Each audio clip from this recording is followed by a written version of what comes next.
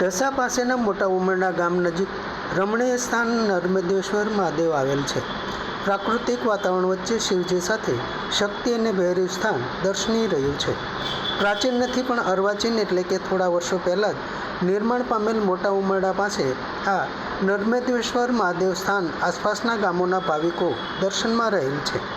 ઢસા પાસેના મોટા ઉમરણા ગામ નજીક માંડવા ગામ તરફ રમણીય સ્થાન નર્મદેશ્વર મહાદેવ આવેલ છે. બ્રહ્મલીન શ્રી રાજરાજેશ્વર બાપુ દ્વારા સ્થાપિત આ સ્થાનમાં શિવજી સાથે શક્તિ મહામાયા અને કાળભૈરવજી સ્થાન ભાવિકો માટે આસ્થા દર્શન સાથે રહ્યું છે. અહીંયા દત્ત ભગવાનની પ્રસાદીરૂપ ધૂણો પણ છે. આ ધર્મસ્થાન યજ્ઞ ઉપાસના વિધિ હેતુસર યજ્ઞશાળા નિર્માણ થયેલ છે.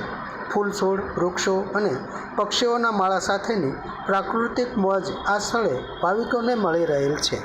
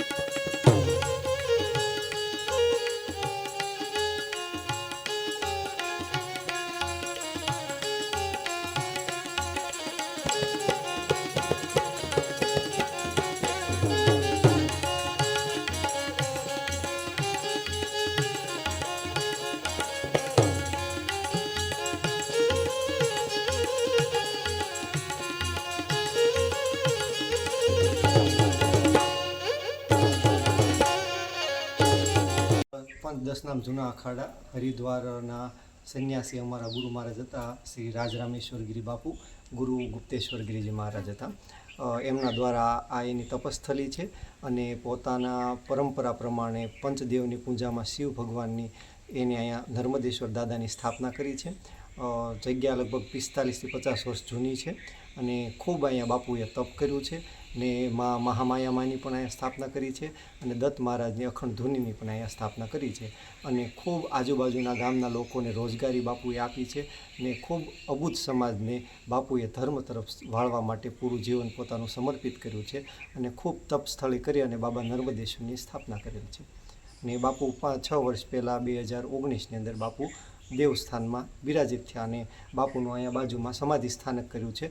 અને બાપુને એવી ઈચ્છા હતી કે ભાઈ સંન્યાસી હોય એ તો ભગવાનને ઓળખાવા માટે આવતા હોય છે, પોતાનું કંઈ અંગત હોતું નથી. એવા ઉદ્દેશ્યથી બાપુએ સમાધિ લીધી અને સમાધિ વખતે બાપુએ એવું વાત કરી કે ભાઈ મારું હવે કોઈ અસ્તિત્વ અહીંયા હોવું જોઈએ નહીં અને શિવ મંદિરના રક્ષક દાદા કાળભૈરવ દાદા છે એટલે મારા સમાધિ સ્થાન ઉપર કાળભૈરવ દાદાની મૂર્તિ પધરાવો જેથી કરીને આ સ્થાનની રક્ષા કાળભૈરવ દાદા કરે અને મારું કોઈ સંન્યાસીનું તો અસ્તિત્વ છે જ નહીં. હું તમને ભગવાન સોંપીને જાઉં છું, ભગવાનની સેવા પૂજા કરજો.